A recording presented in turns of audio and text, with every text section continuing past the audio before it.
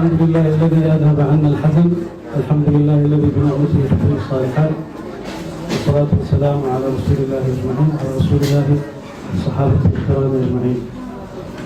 أبقوا على تأسينا يا dadkii shalay meeshaan dhibaatada ku soo gaartay ayaa dadkii ku beegsadeen ilaahay inta dhimatay ha u naxariisto inta dhaawacana ilaahay ha u boogadhayo oo caafimaad degdeg ha siiyo.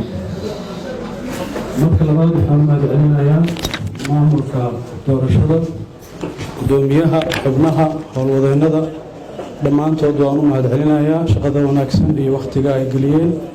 sidoo kale waxaan u mahadcelinayaa marti sharafka, xildhibaanada labada aqal, saaxiibada ee ka yimid safar dheer soo galay ee maanta inay joogaan markhaati inay ka noqdaan u yimid, ayagana si gaar ah u mahadcelinayaa. waxaan rabaa halkan inaan ka idhaahdo laba kelmadood, mid aniga igu saabsan iyo mid ragga soo socda hadda bannaanka taaga soo geli doona ku saabsan. doorashooyinkii dalka ka dhacay kolleyda inta aniga garaadkayga soo gaari karta waa doorashadii Carto iyo wixii ka dambeeyey. tii Carto un baanan joogin, intii kale waa dhex taagnaa, hadba sidaan ku dhex taagnaaba, laakiin mar aniga liiyo codaynaya tan ay ugu horreysa. marka tan waxaan ka arkay arkaan rabaa inaan u sheego qolooyin kaloo soo socda. marka ninka xoolo dhaqanaya waxaa la yidhi sheekh intuu intuu yidhi ii ducee. marka uu duceeyey wuxuu yidhi xoolaha kuu barakoobi doona, abaarta waa ka baxaysaa. marka ninkii intuusan abaarta ka bixin baa calool xanuun badanaa ku dhacay, aad buu u shumay. shubankii kabacdi baa xoolihii u barakoobeen.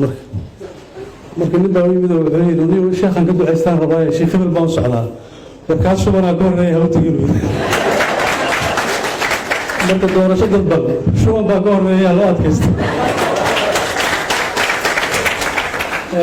intaa markii laga soo tago waxaan ilaahay ka rajaynayaa in xildhibaannimadan ay noqoto mid si saxa u matasha dadka uu matalo ee tirsigeedu yahay eber 86.